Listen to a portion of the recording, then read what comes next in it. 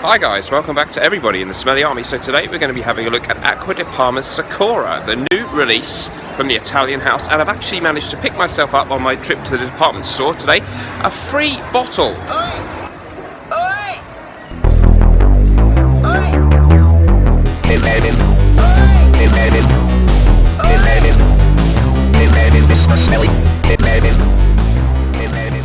Hello everyone, welcome back to all of you in the Smelly Army. So a little bit of a different type of video today. It's going to be a first impressions on the new release from Acqua di Parma, and you can see me going into the department store there.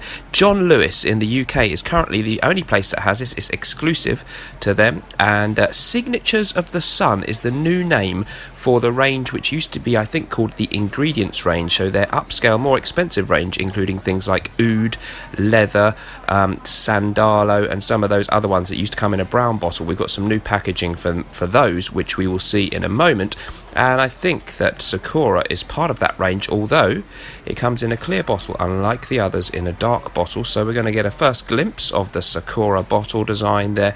We've got 4 bottles of Sakura, and on those little plaques they list some of the notes, which include yuzu, Sakura, camellia, and osmanthus. But we'll come to the notes in a little bit more depth actually later on. Very nice bottle design, more like the Colonias, of course, the standard Colonia range, than the what used to be the Ingredients range, and now appears to be the Signatures of the Sun range. And we can see there's some slightly different sort of black coloured bottle designs. Onto the subject at hand then, Sakura. So I went to the department store and was able to try this one on a tester strip and sprayed some, of course, on my skin to give it at least one full wearing, but I did also get a sample, so I've been able to give this one a good sniff. So it's clearly a citrus floral type of fragrance. Sakura, by the way, is the blossom from the cherry tree, so it's I think effectively a type of cherry blossom.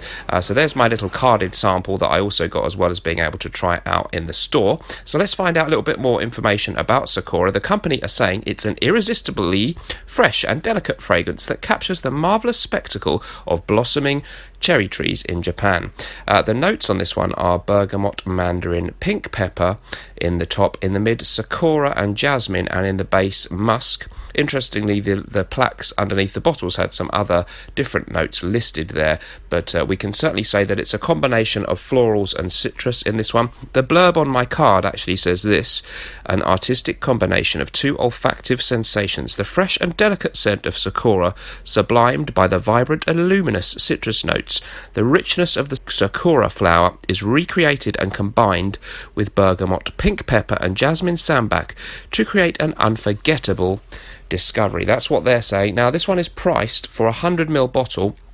It's £197, and that's exclusive to John Lewis, so it is not at all cheap. Quite an expensive niche fragrance, absolutely. Some people dispute whether Acqua di Parma is a niche house, but I've always considered that it is. They really do only make fragrances, or at least that's their speciality, and anything else is a spin-off. They do some aftershave balms and that kind of thing too, but yeah, always been mainly a fragrance company, and certainly higher priced and designer fragrances, although in some cases not massively so here in the UK, but this one's certainly in the niche price bracket. Let's get on to the actual smell of this fragrance then. What an exquisite opening. So it's supposed to symbolise something of the feeling of being in a kind of a Japanese garden, I guess, or near the Japanese cherry trees when they are blossoming, and you do indeed get this beautiful floral sweetness. I wouldn't say I detect a note of cherry, but I know it's cherry blossom. I'm actually not familiar with the smell of Sakura, but a lovely kind of fruity sweet floral combined with beautiful zesty citrus that we expect from Acqua di Parma fragrances normally. So the opening on this one, absolutely beautiful. Really enjoyed it. It reminded me a tiny bit of their last year's release, I think, Chinotto de Liguria. Not exactly the same of that, but it had in common with that there's a combination of very nice citrus with a certain sort of sweetness, a juicy sweetness that perhaps comes from the Kinoto fruit as well. But in this case, it's the floral sweetness of the Sakura flower and some of the other things in there, the jasmine. Very, very smooth, very, very delicate smelling. It has that real kind of translucent, airy kind of quality. If you think of a beautiful Japanese garden, perhaps a lady in a komodo playing a koto or something like that, it's that kind of thing that you'll find conjured up in your mind, an evening stroll through an ornate Japanese garden. Very, very beautiful opening, and as it develops, it's actually not massively complex in the development. The citrus element that was so juicy in the beginning dies away a little bit, and you are left with a combination of delicate florals and musk, which is extremely pleasant. The fragrance, as far as I can tell, is not being marketed strongly towards either gender. Most people will probably find it to be unisex if you're a fragrance fan. You could argue that it leans ever so slightly towards the feminine side of things with the florals, but if you're watching this video and you're into fragrances, you're probably okay with a bit of florals in a men's fragrance. I certainly would be very happy to wear this one and have enjoyed doing so on the 2 occasions that I have. So for me, lovely, beautiful opening, and then it dries down to a very pleasant, very classy floral sweet aroma mixed with still some remnants of the citrus and a sort of white musky accord. It smells classy, it smells high quality, it's a delicate aroma. It lasted actually very well on my skin, a good 6 to 7 hours of being clearly detectable, and actually was just about there when I woke up the next day on the bits of my skin where I had sprayed it. So I thought the longevity was actually very good indeed. I didn't think that it really seemed to project massively. I don't really think it's supposed to.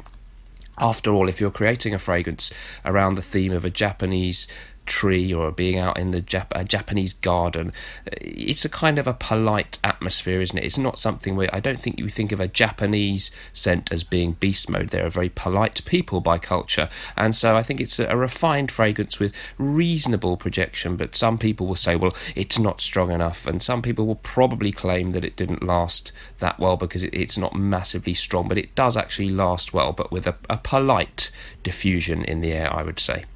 Really, really pleasant fragrance, very much worth trying. Something different, not the typical Acqua di Parma citrusy cologne style, something kind of, well, not unique because nothing's unique anymore, there are so many fragrances, but not the obvious type of fragrance that fits into any one category. Very much unisex and a very, very pleasant and a kind of imagination inspiring type of aroma for when you're in that Japanese garden mood, and aren't we all sometimes?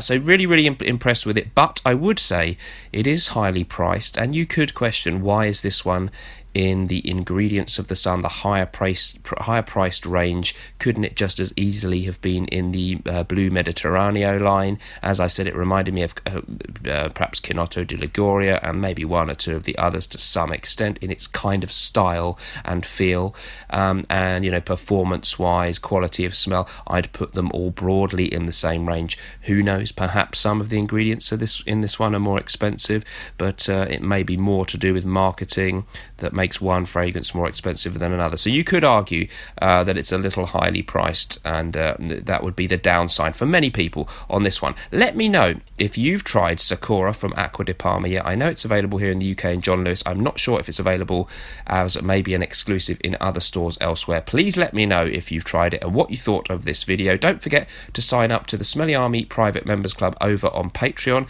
That costs just $2 a month, and you get an extra video from me every week. Plus you can see all the content that's already in there. We're building a really nice community, so I'd love to see you in there. If not, I'll see you in the next video here on YouTube. Thanks ever so much for watching. Remember, whatever you're doing in life, let's project. Goodbye.